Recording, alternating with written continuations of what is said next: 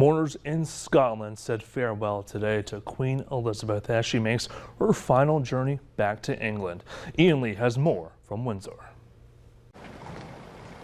King Charles III led a solemn procession behind his mother's coffin as thousands packed the Royal Mile in Edinburgh to say goodbye to Queen Elizabeth.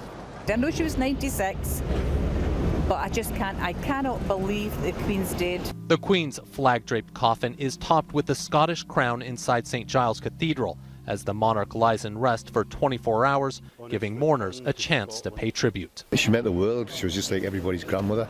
After a prayer service, King Charles will stand guard with the Queen's other 3 children around their mother's coffin in a ceremony known as the Vigil of the Princes.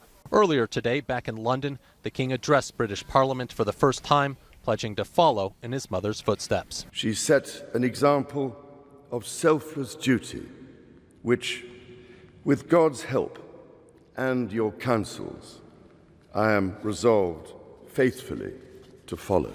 Queen Elizabeth will reach her final resting place here at Windsor Castle 1 week from today. After the funeral, she'll be buried in St. George's Chapel alongside her late husband, Prince Philip. Even in sorrow, Brits are celebrating their new king.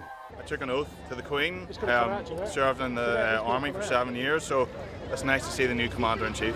The Queen's body will be flown to London tomorrow night, where she will lie in state for 4 days. Tens of thousands of people are expected to line up to pass her coffin and thank her for 70 years of service. Ian Lee, CBS News, Windsor, England. And Prince Harry released his first public statement this morning, calling his grandmother a guiding compass and praising her unwavering grace and dignity. Well, today's launch of Blue Origin's new Shepard 23 mission experienced a short liftoff. The spacecraft had just cleared the tower when you can see that an unexpected fireball came from the aircraft, and the crew compartment detached immediately and began falling back to Earth. And that's when the ship's parachutes deployed, now guided new Shepard 23 back to a safe landing. Now, the cause of what exactly happened is not yet known. Former Kansas City Chiefs assistant coach Britt Reed formally pleaded guilty to a felony DWI charge in connection to a February 2021 crash that injured a 5-year-old girl. Now, Reed, who is the son of Kansas City Chiefs head coach Andy Reid, the family of the 5-year-old girl was also present for that hearing.